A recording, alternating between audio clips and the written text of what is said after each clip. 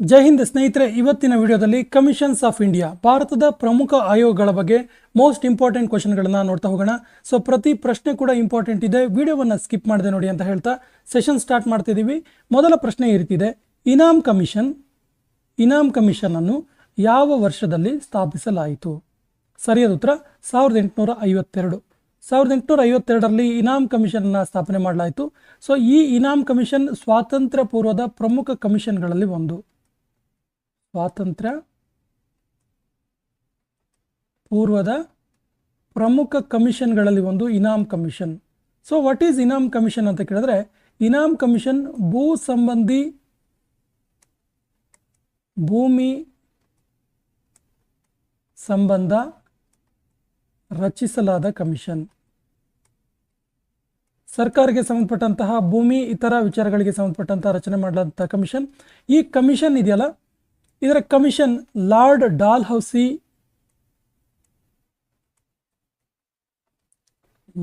Dalhousie governor general ಆದ ಸಂದರ್ಭದಲ್ಲಿ ಬಂದಂಥ ಒಂದು ಕಮಿಷನ್ ಆಗಿದೆ. ಸೊ ಇದರ ಪ್ರಮುಖ ಅಧ್ಯಕ್ಷತೆ ವಹಿಸಿದವರು ಯಾರು ಕೇಳಿದ್ರೆ ಲಾರ್ಡ್ ಇನಾಮ್ ಅಧ್ಯಕ್ಷತೆಯಲ್ಲಿ ಈ ಕಮಿಷನ್ ಜಾರಿಗೆ ಬಂತು. ಈ ಕಮಿಷನ್ ಕೆಲಸ ಮಾಡಿತು. ಈ ಕಮಿಷನ್ ಭೂ ಸಂಬಂಧ ರಚಿಸಲಾದ ಪ್ರಮುಖ ಕಮಿಷನ್ ಆಗಿದೆ. ಈ ಕಮಿಷನ್ ರಚನೆಯ ಕಾಲದಲ್ಲಿ ಇದನ್ನು ರಚನೆ ಮಾಡಿದಂತಹ ಗವರ್ನರ್ ಜನರಲ್ ಯಾರು ಕೇಳಿದ್ರೆ ಲಾರ್ಡ್ ಡಾಲ್ಹೌಸಿ. ದುರ್ಭಿಕ್ಷ ಕಮಿಷನ್, ಆಕ್ಚುಲಿ ಇದು ದುರ್ಭಿಕ್ಷ ಕಮಿಷನ್ ಅನ್ನು ಯಾವ ವರ್ಷದಲ್ಲಿ ಸ್ಥಾಪಿಸಲಾಯಿತು? ಸರಿಯಾದ ಉತ್ತರ ಆಪ್ಷನ್ ಡಿ 1880. 1880ರಲ್ಲಿ ದುರ್ಭಿಕ್ಷ ಕಮಿಷನ್ನ ಸ್ಥಾಪನೆ ಮಾಡಲಾಯಿತು. ಇದರ ಅಧ್ಯಕ್ಷತೆ ವಹಿಸಿದ್ದು ರಿಚರ್ಡ್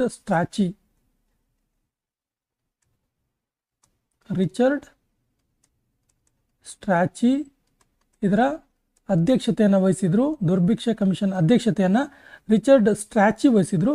1880ರಲ್ಲಿ ಸ್ಥಾಪನೆ ಆಯಿತು. ಇದೇನು ಕೇಳಿದ್ರೆ ಐಡಿಯಾಸ್ ಫಾರ್ ರೀಡೈರೆಕ್ಟೆಡ್ ಫಿಮೈನ್, ಅಂದರೆ ಆಹಾರದ ಕೊರತೆ ಒಂದು ಭಾಗವಾದರೆ ಮತ್ತು ಭಿಕ್ಷಾಟನೆಗೆ ಪರಿಹಾರ, ಆಹಾರದ ಕೊರತೆಗೆ ಪರಿಹಾರ ಮತ್ತು ಭಿಕ್ಷಾಟನೆಗೆ ಪರಿಹಾರ ನೀಡುವಂತಹ ಒಂದು ಕಮಿಷನ್ ಆಗಿತ್ತು ದುರ್ಭಿಕ್ಷ ಕಮಿಷನ್. ರಿಚರ್ಡ್ ಸ್ಟ್ರಾಚಿ ಅಧ್ಯಕ್ಷತೆಯಲ್ಲಿ 1880ರಲ್ಲಿ ಸ್ಥಾಪನೆ ಆಯಿತು. ಹಂಟರ್ ಕಮಿಷನ್ ಯಾರ ಅಧ್ಯಕ್ಷತೆಯಲ್ಲಿ ಸ್ಥಾಪಿಸಲ್ಪಡ್ತು? ಹಂಟರ್ ಆಯೋಗ ಅಥವಾ ಹಂಟರ್ ಕಮಿಷನ್. ಸರಿಯಾದ ಉತ್ತರ ಹಂಟರ್, ಲಾರ್ಡ್ ವಿಲಿಯಂ ಹಂಟರ್ ಇವರ ಅಧ್ಯಕ್ಷತೆಯಲ್ಲಿ ಹಂಟರ್ ಕಮಿಷನ್ ಜಾರಿಗೆ ಬರುತ್ತೆ. ಸೊ ಹಂಟರ್ ಕಮಿಷನ್ ಇದೆಯಲ್ಲ, ಇದೊಂದು ಶಿಕ್ಷಣಕ್ಕೆ ಸಂಬಂಧಪಟ್ಟಂತ ಕಮಿಷನ್. ಶಿಕ್ಷಣಕ್ಕೆ ಸಂಬಂಧಿಸಿದೆ. ಹಾಗಾದರೆ ಹಂಟರ್ ಕಮಿಷನ್ ಯಾವಾಗ ಜಾರಿಗೆ ಬಂತು ಕೇಳಿದ್ರೆ 1882ರಲ್ಲಿ ಜಾರಿ. ಹಂಟರ್ ಕಮಿಷನ್ 1882ರಲ್ಲಿ ಜಾರಿಗೆ ಬಂತು. ಸೊ ಇದರ ಪ್ರಮುಖ ಉದ್ದೇಶ ಅಂದರೆ ಭಾರತದಲ್ಲಿ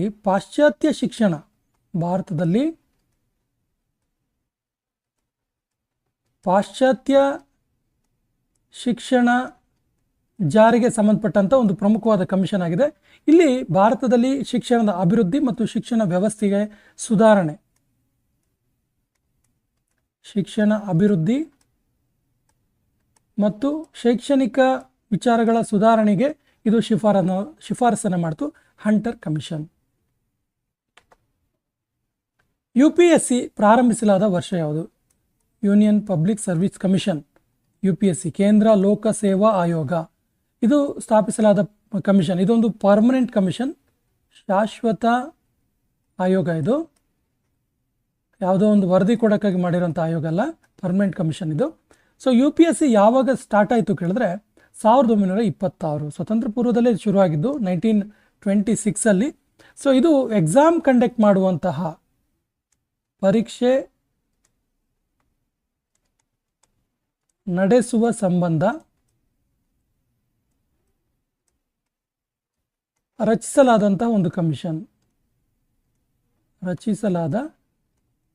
ಕಮಿಷನ್ ಆಗಿದೆ ಯಾವುದು? UPSC. ಸೊ UPSC ಅಥವಾ ಕೇಂದ್ರ ಲೋಕಸೇವಾ ಆಯೋಗದ ಪ್ರಮುಖ ಕೆಲಸ ಏನು ಕೇಳಿದ್ರೆ ಪರೀಕ್ಷೆಗಳನ್ನು ನಡೆಸೋದು. ಅದು ವಿಶೇಷವಾಗಿ ಕೇಂದ್ರಕ್ಕೆ ಸಂಬಂಧಪಟ್ಟಂತಹ IAS, IPS, IFS ಪರೀಕ್ಷೆಗಳನ್ನು ನಡೆಸುತ್ತಿದ್ದು UPSC. ಸೆಂಟ್ರಲ್ ವಾಟರ್ ಕಮಿಷನ್ ಪ್ರಾರಂಭಿಸಲಾದ ವರ್ಷ ಯಾವುದು? ಸರಿಯಾದ ಉತ್ತರ 1945, 1945ರಲ್ಲಿ ಸೆಂಟರ್ ವಾಟರ್ ಕಮಿಷನ್, CWC ಅಂತ ಕರಿತೀವಿ ಇದನ್ನು.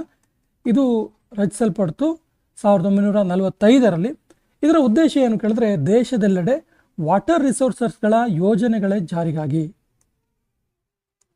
ದೇಶದ ತುಂಬ ವಾಟರ್ ರಿಸೋರ್ಸಸ್ ಅಥವಾ ನೀರಿಗೆ ಸಂಬಂಧಪಟ್ಟಂತಹ ನೀರಿನ ಸಂಪನ್ಮೂಲಗಳ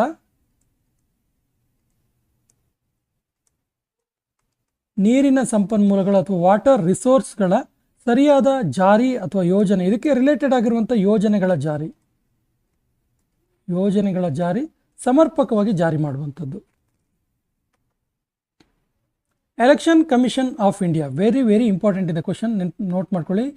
ECI, election commission of India, ಇದನ್ನು ಪ್ರಾರಂಭಿಸಲಾದ ವರ್ಷ ಯಾವುದು? ಸರಿಯಾದ ಉತ್ತರ 1950. ಸೊ ಎಲೆಕ್ಷನ್ ಕಮಿಷನ್ ಆಫ್ ಇಂಡಿಯಾದ ಕೆಲಸ ಏನು ಕೇಳಿದ್ರೆ, ಇಡೀ ದೇಶದಲ್ಲಿ ಅಚ್ಚುಕಟ್ಟಾದ ಚುನಾವಣೆಗಳನ್ನು ನಡೆಸುವುದು,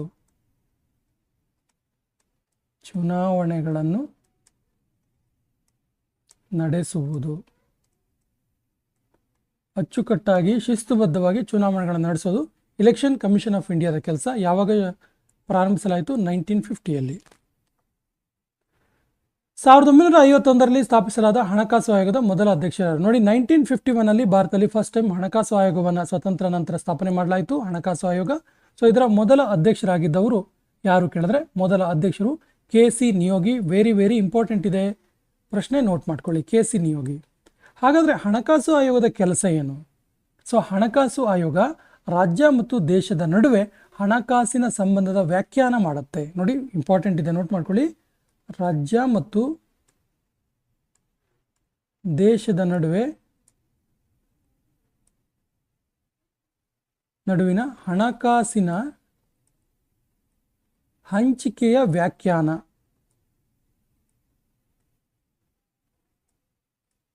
ಏನಿದು ವ್ಯಾಖ್ಯಾನ ಅಂತ ಕೇಳಿದ್ರೆ, ಯಾವ ರೀತಿಯಾಗಿ ಒಂದು ಸೆಂಟ್ರಲ್ ರಿಸೋರ್ಸಸ್ಸನ್ನು, ಸೆಂಟ್ರಲ್ ಏನು ಟ್ಯಾಕ್ಸ್ ಮನಿಯನ್ನು ಯಾವ ರೀತಿಯಾಗಿ ರಾಜ್ಯ ಮತ್ತು ಕೇಂದ್ರದ ನಡುವೆ ಹಂಚಿಕೆ ಮಾಡಬೇಕು, ಯಾವ ಸಂದರ್ಭದಲ್ಲಿ ಹೇಗೆ ರೀತಿ ಹಂಚಿಕೆ ಮಾಡಬೇಕು ಅನ್ನೋದನ್ನು ಸಂಪೂರ್ಣವಾಗಿ ತಿಳಿಸುವಂಥ ಒಂದು ಆಯೋಗ ಇದು.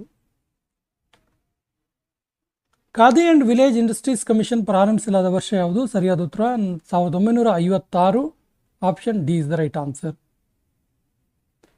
ಖಾದಿ ಮತ್ತು ವಿಲೇಜ್ ಇಂಡಸ್ಟ್ರೀಸ್ ಕಮಿಷನ್ ಇದು 1956ರಲ್ಲಿ ಸ್ಥಾಪನೆ ಆಯಿತು. ಇದು Khadi village industries in rural area, ಗ್ರಾಮೀಣ. ಉದ್ದೇಶ ಏನು ಕೇಳಿದ್ರೆ, ನೋಟ್ ಮಾಡ್ಕೊಳ್ಳಿ. ಗ್ರಾಮೀಣ ಪ್ರದೇಶಗಳಲ್ಲಿ ಖಾದಿ ಕೈಗಾರಿಕೆ ಸ್ಥಾಪಿಸುವಂಥದ್ದು, ಕೈಗಾರಿಕೆಗಳ ಸ್ಥಾಪನೆಗೆ ಉತ್ತೇಜನ ನೀಡುವಂಥದ್ದು ಈ ಖಾದಿ ಆ್ಯಂಡ್ ವಿಲೇಜ್ ಇಂಡಸ್ಟ್ರೀಸ್ ಕಮಿಷನ್ನ ಪ್ರಮುಖ ಉದ್ದೇಶ. University grants commission, UGC, university grants commission, grants ಇದು ಪ್ರಾರಂಭಿಸಲಾದ ವರ್ಷ ಯಾವುದು? ಸರಿಯಾದ ಉತ್ತರ 1956, option D is the right answer. So UGCಯ ಪ್ರಮುಖ ಉದ್ದೇಶ ಏನು ಕೇಳಿದ್ರೆ, ದೇಶದೆಲ್ಲೆಡೆ ವಿವಿಗಳ ಸರಿಯಾದ ಸ್ಥಾಪನೆ ಮತ್ತು ಹಣದ ಹಂಚಿಕೆ ಮತ್ತು ವಿಶೇಷವಾಗಿ maintain standards in universities. Maintain standards in universities. ಸ್ನೇಹಿತರೆ, ನೀವು ಇದನ್ನು ಕೇಳಿರ್ತೀರ, ಏನು ಕೇಳಿದ್ರೆ UGC NAC ಕಮಿಟಿ ಅಂತ ಕೇಳಿರ್ತೀರ. ಸಾಮಾನ್ಯವಾಗಿ ಈ ಕಮಿಟಿ ಕೆಲವೊಂದು ಆಯ್ದ ಡಿಗ್ರಿ ಕಾಲೇಜುಗಳನ್ನು ತಗೊಂಡು ಅದರ ಒಂದು ಶೈಕ್ಷಣಿಕ ಗುಣಮಟ್ಟ ಮತ್ತು ಬೇರೆ ಬೇರೆ ಕ್ಷೇತ್ರದಲ್ಲಿ ಗುಣಮಟ್ಟವನ್ನು ಪರಿಶೀಲಿಸಿ ಗ್ರೇಡ್ಗಳನ್ನು ಕೊಡುತ್ತೆ. NAC B ಶ್ರೇಣಿ, NAC A ಶ್ರೇಣಿ, NAC B+ ಶ್ರೇಣಿ, ಈ ರೀತಿ ಶ್ರೇಣಿಗಳನ್ನು ಕೊಡುತ್ತೆ. ಇದರ ಉದ್ದೇಶ ಇಷ್ಟೇ, UGC ಇದೆಯಲ್ಲ, UGC ಇದು ದೇಶದೆಲ್ಲೆಡೆ ಯೂನಿವರ್ಸಿಟೀಸ್ ಇರುತ್ತಲ್ಲ, ಇದರ ಸ್ಟ್ಯಾಂಡರ್ಡ್ನೆಸ್ಸನ್ನು ಮೇಂಟೈನ್ ಮಾಡುತ್ತೆ. Maintain standard in universities. Commissions for agriculture cost ಪ್ರಾರಂಭಿಸಿದ ವರ್ಷ ಯಾವುದು? ಸರಿಯಾದ ಉತ್ತರ 1965, 1965 ಕಮಿಷನ್ ಫಾರ್ ಅಗ್ರಿಕಲ್ಚರ್ ಕಾಸ್ಟನ್ನು ಪ್ರಾರಂಭ ಮಾಡಲಾಯಿತು. ಸೊ ನೋಡಿ, ರೈತರ ಜೀವನ ಮಟ್ಟದ ಸುಧಾರಣೆ, ತಾಂತ್ರಿಕವಾಗಿ ಅಂದರೆ ಇವರು ಯಂತ್ರೋಪಕರಣಗಳು, ಆಧುನಿಕ ಯಂತ್ರೋಪಕರಣಗಳ ಬಳಕೆ ಮಾಡೋದಕ್ಕೆ ಉತ್ತೇಜನ ನೀಡುವಂಥದ್ದು. ಮೊದಲು ರೈತರ ಜೀವನ ಮಟ್ಟ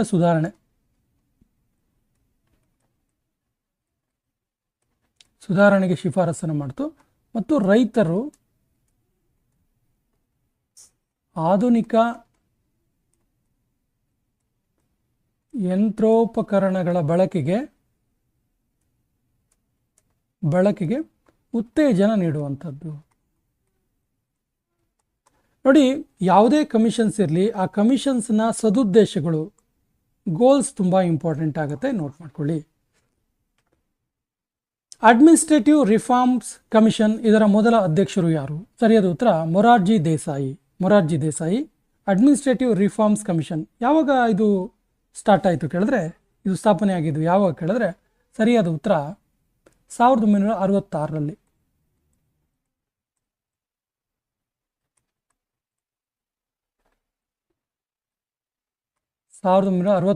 ಪ್ರಾರಂಭ ಆಯಿತು. 1966 ಇದು ಶುರುವಾಗಿದ್ದು.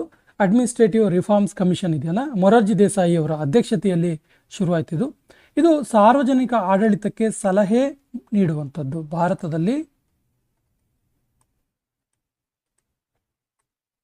ಸಾರ್ವಜನಿಕ ಆಡಳಿತಕ್ಕೆ ಸಲಹೆ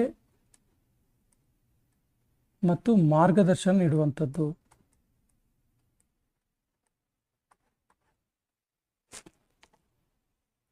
ಸ್ಟಾಫ್ ಸೆಲೆಕ್ಷನ್ ಕಮಿಷನ್ SSC, ಇದರ ಮೊದಲ ಅಧ್ಯಕ್ಷರು ಯಾರು? ಸರಿಯಾದ ಉತ್ತರ Syed Hamid. Option B is the right answer. Staff selection ಕಮಿಷನ್ನ ಮೊದಲ ಅಧ್ಯಕ್ಷರು ಸೈಯದ್ ಹಮೀದ್ ಅವರು. ಇದರ ಬಗ್ಗೆ ಹೇಳೋದಾದರೆ ಇದು 1975ರಲ್ಲಿ ಶುರುವಾಯಿತು. 1975ನಲ್ಲಿ ಪ್ರಾರಂಭ ಆಯಿತು. ಬೇರೆ ಇದರ ಕೆಲಸ ಏನು ಕೇಳಿದ್ರೆ, ಸರ್ಕಾರದ ಬೇರೆ ಸಚಿವಾಲಯಗಳಿರ್ತವೆ, ಮಂತ್ರಾಲಯಗಳು, ಬೇರೆ ಸಚಿವಾಲಯಗಳಲ್ಲಿ ನೇಮಕಾತಿಯನ್ನು ಮಾಡೋದು, ರಿಕ್ರೂಟ್ಮೆಂಟ್ ಮಾಡುವಂಥದ್ದು, ನೇಮಕಾತಿ. ನೋಡಿ, ಇದು ಏನಿದು ಬೇರೆ ಸಚಿವಾಲಯ ಕೇಳಿದ್ರೆ, ಸೆಂಟ್ರಲ್ ಗೌರ್ಮೆಂಟಲ್ಲಿ ಕ್ಯಾಬಿನೆಟ್ ಸಚಿವರು ಇರ್ತಾರೆ ಮತ್ತು ರಾಜ್ಯ ಮಟ್ಟದ ಒಂದು ಮಿನಿಸ್ಟ್ರುಗಳಿರ್ತಾರೆ. ಇವ್ರ ಅಡಿಯಲ್ಲಿ ಸಚಿವಾಲಯಗಳಿರ್ತವೆ. ಉದಾಹರಣೆಗೆ ಯಾವುದೋ ಒಂದು ಕೈಗಾರಿಕಾ ಅಭಿವೃದ್ಧಿ ಸಚಿವರು ಅಂತಿದ್ರೆ ಅದರ ಅಡಿಯಲ್ಲಿ ಒಂದು ಸಚಿವಾಲಯ ಇರುತ್ತೆ, ಅವರಿಗೆ ಸಜೆಸ್ಟ್ ಮಾಡುವಂತಹ ಆ ಎಲ್ಲ ಕೆಲಸ ಮಾಡೋದಕ್ಕೆ. ಸೊ ಈ ಸಚಿವಾಲಯದಲ್ಲಿ ಸ್ಟಾಫ್ಸ್ ಇರ್ತಾರೆ. ಸೊ ಈ ಸ್ಟಾಫ್ಸನ್ನು ಸೆಲೆಕ್ಷನ್ ಮಾಡುವಂಥ ಕಮಿಟಿಯೇ ಸ್ಟಾಫ್ ಸೆಲೆಕ್ಷನ್ ಕಮಿಟಿ. ಸರ್ಕಾರದ ಬೇರೆ ಸಚಿವಾಲಯಗಳಲ್ಲಿ ಈ ಒಂದು ಸ್ಟಾಫ್ಸನ್ನು ಸೆಲೆಕ್ಟ್ ಮಾಡುವಂಥದ್ದು. 1975ರಲ್ಲಿ ಶುರುವಾಯಿತು. ಸೈಯದ್ ಹಮೀದ್ ಫಸ್ಟ್ ಅಧ್ಯಕ್ಷರಾಗಿದ್ದರು. Indo Bangladesh joint rivers commission ಪ್ರಾರಂಭಿಸಲಾದ ವರ್ಷ ಯಾವುದು? ಸರಿ ಉತ್ತರ 1972. ಇದನ್ನು ಏನಂತೀವಿ ಕೇಳಿದ್ರೆ JRC ಅಂತ ಕರಿತೀವಿ. ಇದನ್ನು ಏನಂತ ಕರಿತೀವಿ? JRC, ಜಾಯಿಂಟ್ ರಿವರ್ಸ್ ಕಮಿಷನ್ ಅಂತೇಳಿ. ಸೊ JRC ಅಂತ ಕರಿತೀವಿ. ಏನು ಉದ್ದೇಶ ಏನು ಇದ್ರದ್ದು ಕೇಳಿದ್ರೆ, maximising benefits from rivers for 2 nations. ಎರಡೂ ದೇಶಗಳಲ್ಲಿ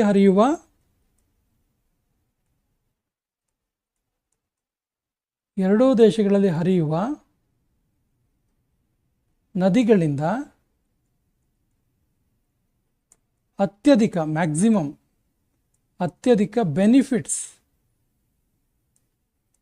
ಬೆನಿಫಿಟ್ಸನ್ನು ಪಡೆದುಕೊಳ್ಳುವಂಥದ್ದು. ಯಾವ್ಯಾವ ದೇಶಗಳಲ್ಲಿ? ಭಾರತ ಮತ್ತು ಬಾಂಗ್ಲಾದೇಶದಲ್ಲಿ. ನ್ಯಾಷನಲ್ ಕಮಿಷನ್ಸ್ ಫಾರ್ ವುಮನ್ ಪ್ರಾರಂಭಿಸಲಾದ ವರ್ಷ ಯಾವುದು? ಸರಿಯಾದ ಉತ್ತರ 1992, 1992. ನ್ಯಾಷನಲ್ ಕಮಿಷನ್ ಆಫ್ ವುಮೆನ್, ರಾಷ್ಟ್ರೀಯ ಮಹಿಳಾ ಆಯೋಗ. ಸೊ ಇದನ್ನು ಪ್ರಾರಂಭಿಸಲಾಯಿತು 1992 ಶುರು ಮಾಡಿದ್ದು. ಇದನ್ನು 1992ರಲ್ಲಿ ಮಹಿಳೆಯರ ರಕ್ಷಣೆ ಮತ್ತು ಮಹಿಳೆಯರ ಒಂದು ಇಂಟ್ರೆಸ್ಟ್ಗಳನ್ನು, ಅವರ ಆಸಕ್ತಿ ಕ್ಷೇತ್ರಗಳಲ್ಲಿ ಉತ್ತೇಜನ ನೀಡುವಂಥದ್ದು. National commission for backward classes ಪ್ರಾರಂಭಿಸಲಾದ ವರ್ಷ ಯಾವುದು? ಸರಿಯಾದ ಉತ್ತರ 1993, 1993. ಇದರ ಮೊದಲ ಅಧ್ಯಕ್ಷರು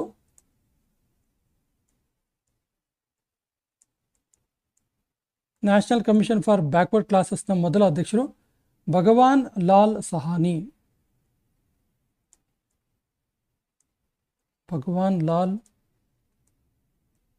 ಸಹಾನಿ ಇದರ ಮೊದಲ ಅಧ್ಯಕ್ಷರು. ಇನ್ನು national commission for backward classes ಬಗ್ಗೆ ಹೇಳೋದಾದರೆ ಇದು ಎಸ್ಟೀಸ್, ವಿಶೇಷವಾಗಿ ಎಸ್ಟೀಸ್ ಮತ್ತು OBCಗಳ ರಕ್ಷಣೆ ಮತ್ತು ಅಭಿವೃದ್ಧಿಗಾಗಿ ಸ್ಥಾಪಿಸಲಾದಂಥ ಒಂದು ಕಮಿಷನ್ ಆಗಿದೆ. ಕಾಂಪಿಟೇಷನ್ ಕಮಿಷನ್ ಆಫ್ ಇಂಡಿಯಾ ಪ್ರಾರಂಭಿಸಲಾದ ವರ್ಷ ಯಾವುದು? ಸರಿಯಾದ ಉತ್ತರ 2003. CCI competition commission of India, CCI ಅಂತ ಕರಿತಿದ್ದಕ್ಕೆ 2002ರ ಕಾಂಪಿಟೇಷನ್ ಆ್ಯಕ್ಟ್ ಜಾರಿಗೆ ತರೋದು ಇದರ ಪ್ರಮುಖ ಉದ್ದೇಶ. ನೋಟ್ ಮಾಡ್ಕೊಳ್ಳಿ, ಇಂಪಾರ್ಟೆಂಟ್ ಇದೆ. ಕಾಂಪಿಟೇಷನ್ ಕಮಿಷನ್ ಆಫ್ ಇಂಡಿಯಾ ಯಾಕೆ ಶುರು ಮಾಡಿದ್ರು ಕೇಳಿದ್ರೆ 2002ರಲ್ಲಿ ಒಂದು ಆ್ಯಕ್ಟನ್ನು ಜಾರಿಗೆ ತಂತು ಭಾರತ ಸರ್ಕಾರ. ಯಾವುದದು? 2002ರ ಕಾಂಪಿಟೇಷನ್ ಆ್ಯಕ್ಟ್ ಅಂತೇಳಿ, ಕಾಂಪಿಟೇಷನ್ ಆ್ಯಕ್ಟ್. ಸೊ ಈ ಆ್ಯಕ್ಟನ್ನು ಜಾರಿಗೆ ತರುವ ಉದ್ದೇಶದಿಂದ ಏನು ಮಾಡಲಾಯಿತು ಕೇಳಿದ್ರೆ ಕಾಂಪಿಟೇಷನ್ ಕಮಿಷನ್ ಆಫ್ ಇಂಡಿಯಾವನ್ನು ಪ್ರಾರಂಭಿಸಲಾಯಿತು. ಸೆಂಟ್ರಲ್ ಇನ್ಫಾರ್ಮೇಷನ್ ಕಮಿಷನ್ ಪ್ರಾರಂಭಿಸಲಾದ ವರ್ಷ ಯಾವುದು? ಸೆಂಟ್ರಲ್ ಇನ್ಫಾರ್ಮೇಷನ್ ಕಮಿಷನ್, CIC ಇದನ್ನು ಪ್ರಾರಂಭಿಸಿದ ವರ್ಷ ಯಾವುದು ಕೇಳಿದ್ರೆ 2005. ಇದರ ಉದ್ದೇಶ ಏನು ಕೇಳಿದ್ರೆ ಮಾಹಿತಿ ಸಂಗ್ರಹಣ ಮಾಡೋದು. ಮಾಹಿತಿ ಸಂಗ್ರಹಣೆ. ಸ್ಟೇಟ್ ರೀಆರ್ಗನೈಸೇಷನ್ ಕಮಿಷನ್ ಪ್ರಾರಂಭಿಸಿದ ವರ್ಷ ಯಾವುದು? ಸರಿಯಾದ ಉತ್ತರ 1953. 1953 ಸ್ಟೇಟ್ ರೀಆರ್ಗನೈಸೇಷನ್ ಕಮಿಷನ್. ಹೆಸರೇ ಹೇಳುತ್ತೆ ಏನಂತೇಳಿದು. ಸ್ಟೇಟ್ ರೀಆರ್ಗನೈಸೇಷನ್ ಅಂದರೆ ವಿವಿಧ ರಾಜ್ಯಗಳ ಗಡಿಯನ್ನು ನಿರ್ಧರಿಸುವ ಕಮಿಷನ್. ಇದು ನಿರ್ಧರಿಸುವಂಥ ಒಂದು ಆಯೋಗವಾಗಿದೆ. ಯಾವುದು? ಸ್ಟೇಟ್ ರೀಆರ್ಗನೈಸೇಷನ್, ರಾಜ್ಯಗಳ ಪುನರ್ವಿಂಗಡಣಾ ಕಮಿಷನ್ ಆಯೋಗ. ಕಪೂರ್ ಕಮಿಷನ್ ಪ್ರಾರಂಭಿಸಿದ ವರ್ಷ ಯಾವುದು? ಸರಿಯಾದ ಉತ್ತರ ಕಪೂರ್ ಕಮಿಷನ್ 1966ರಲ್ಲಿ. ಆ್ಯಕ್ಚುಲಿ ಇದು ಕಾನ್ಪುರ್ ಕಮಿಷನ್ ಅಂತ ಕೂಡ ಕರೀತಾರೆ. ಇದಕ್ಕೆ ಕಾನ್ಪುರ್ ಕಮಿಷನ್. ಏನಕ್ಕೆ ಇದನ್ನು ರಚನೆ ಮಾಡಲಾಯಿತು ಕೇಳಿದ್ರೆ, ರಚನೆ ಮಾಡಿದ್ದು ಯಾಕೆ ಕೇಳಿದ್ರೆ ಗಾಂಧೀಜಿಯವರ ಕೊಲೆಯ ಎನ್ಕ್ವೈರಿ ಮಾಡುವಂಥದ್ದು. ಗಾಂಧೀಜಿಯವರ ಕೊಲೆಯ ಒಂದು ಎನ್ಕ್ವೈರಿ ಮಾಡುವಂಥದ್ದು.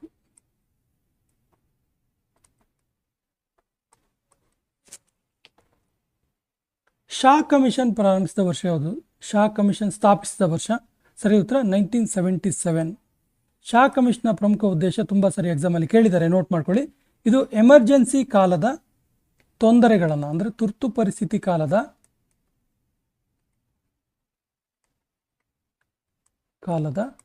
ಕಾರಣ ಮತ್ತು ಪರಿಹಾರಗಳನ್ನು ಕಂಡುಕೊಳ್ಳಲು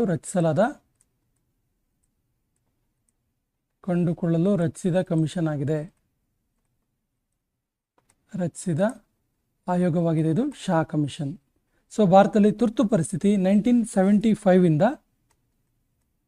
75ರಿಂದ 77ರವರೆಗೆ ಇತ್ತು. 75ರಿಂದ 77ರವರೆಗೆ ಇತ್ತು. ಉಪೇಂದ್ರ ಕಮಿಷನ್ ಪ್ರಾರಂಭಿಸಿದ ವರ್ಷ ಯಾವುದು? ಸರಿಯಾದ ಉತ್ತರ 2004. ಸ್ಥಾಪಿಸಿದ ವರ್ಷ 2004. ಏನಿದು ಉಪೇಂದ್ರ ಕಮಿಷನ್ ಅಂತ ಕೇಳಿದ್ರೆ, Upendra commission Thangjam Manorama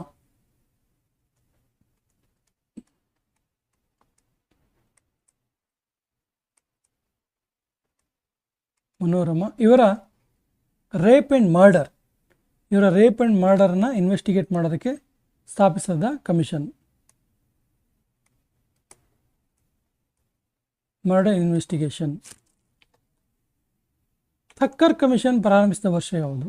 ಥಕ್ಕರ್ commission ಸರಿಯಾದ ಉತ್ತರ 1984. ಏನಿದು ಥಕ್ಕರ್ ಕಮಿಷನ್ ಕೇಳಿದ್ರೆ, ಥಕ್ಕರ್ ಕಮಿಷನ್ ಇಂದಿರಾ ಗಾಂಧಿಯವರ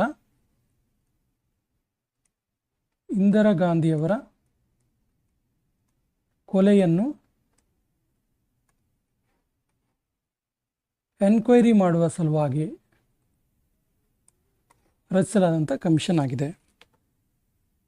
UC ಬ್ಯಾನರ್ಜಿ ಕಮಿಷನ್ ಪ್ರಾರಂಭಿಸಿದ ವರ್ಷ ಯಾವುದು? ಸರಿಯಾದ ಉತ್ತರ 2002. ಇದು ಕೂಡ ತುಂಬ ಇಂಪಾರ್ಟೆಂಟ್. ಇದು ಗೋಧ್ರಾ ನರಮೇಧ ಗೋಧ್ರಾ ಹತ್ಯಾಕಾಂಡ, ಗೋಧ್ರಾ ಕೋಮು ಗಲಭೆಗೆ ಸಂಬಂಧಿಸಿದಂತೆ ರಚಿಸಲಾದಂಥ ಒಂದು ಮತೀಯ ಗಲಭೆಗೆ ಸಂಬಂಧಿಸಿದಂತೆ ರಚಿಸಲಾದಂಥ ಕಮಿಷನ್ ಆಗಿದೆ UC ಬ್ಯಾನರ್ಜಿ ಕಮಿಷನ್. ಶಿಕ್ಷಕರ ಶಿಕ್ಷಣಕ್ಕೆ ಸಂಬಂಧಪಟ್ಟಂಥ ಕಮಿಷನ್ ಯಾವುದು? ಸರಿಯಾದ ಉತ್ತರ justice Verma commission. Option D is the. ಅಂದರೆ ಶಿಕ್ಷಕರಿಗೆ ಕೂಡ ಸರಿಯಾದ ಶಿಕ್ಷಣದ ಅವಶ್ಯಕತೆ ಇದೆ ಅಂತೇಳಿ ಶಿಫಾರಸು ಮಾಡ್ತು. ಭಾರತದ ಮೊದಲ ರಾಷ್ಟ್ರೀಯ ಶಿಕ್ಷಣ ನೀತಿಗೆ ಶಿಫಾರಸು ಮಾಡಿದ ಕಮಿಷನ್ ಯಾವುದು? ರಾಷ್ಟ್ರೀಯ ಶಿಕ್ಷಣ ನೀತಿಗೆ ಶಿಫಾರಸು ಮಾಡಿದ ಕಮಿಷನ್ ಯಾವುದು? ಸರಿಯಾದ ಉತ್ತರ Kothari commission. Option A is the right answer. Option A is the right answer, Kothari commission. Subhash Chandra Bose ಅವರ ಮರಣವನ್ನು ಪುನಃ ಇನ್ವೆಸ್ಟಿಗೇಷನ್ ಮಾಡಿದ ಕಮಿಷನ್ ಯಾವುದು? ಸರಿಯಾದ ಉತ್ತರ Khosla commission. Option D is the right answer, Khosla commission. 1970ರಲ್ಲಿ ಇದನ್ನು ರಚಿಸಲಾಯಿತು.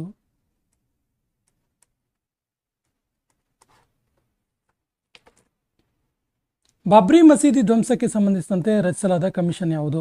ಸರಿಯಾದ ಉತ್ತರ Liberhan commission. Option B is the right answer, Liberhan commission. ಭಾರತದಲ್ಲಿ ಭಾಷಾ ಮತ್ತು ಧಾರ್ಮಿಕ ಅಲ್ಪಸಂಖ್ಯಾತರಿಗೆ ಸಂಬಂಧಿಸಿದಂತೆ ರಚಿಸಲಾದ ಕಮಿಷನ್ ಯಾವುದು? ಸರಿಯಾದ ಉತ್ತರ ರಂಗನಾಥ ಮಿಶ್ರಾ ಕಮಿಷನ್. 2004ರಲ್ಲಿ ರಚಿಸಲಾಯಿತು, 2004. ಈ ಸೆಷನ್ ಕೊನೆಯ ಪ್ರಶ್ನೆ ಈ ರೀತಿ ಇದೆ, ತುಂಬ ಈಸಿಯಾಗಿರೋ ಪ್ರಶ್ನೆ. ಕೇಂದ್ರ ಮತ್ತು ರಾಜ್ಯ ಸರ್ಕಾರದ ನಡುವಿನ ಸಂಬಂಧಕ್ಕೆ, relation between central and state, ಇದಕ್ಕೆ ಸಂಬಂಧಿಸಿದಂತೆ ರಚಿಸಲಾದ ಕಮಿಷನ್ ಯಾವುದು? ಆಪ್ಷನ್ಸ್ ಈ ರೀತಿ ಇದೆ: Kothari commission, Liberhan commission, Sarkaria commission, Ranganath Mishra commission. ಸರಿಯಾದ ಉತ್ತರವನ್ನು ಕಮೆಂಟ್ ಬಾಕ್ಸಲ್ಲಿ ಕಮೆಂಟ್ ಮಾಡಿ ಮತ್ತು ನಮ್ಮ ಚಾನಲ್ ಫಸ್ಟ್ ಟೈಮ್ ನೋಡ್ತಾ ಇದ್ರೆ ಸಬ್ಸ್ಕ್ರೈಬ್ ಮಾಡೋಕ್ಕೆ ಮರಿಬೇಡಿ ಅಂತ ಹೇಳ್ತಾ ಇವತ್ತಿನ ಸೆಷನ್ ಕಂಪ್ಲೀಟ್ ಮಾಡ್ತಾ ಇದ್ದೀವಿ. ಜೈ ಹಿಂದ್.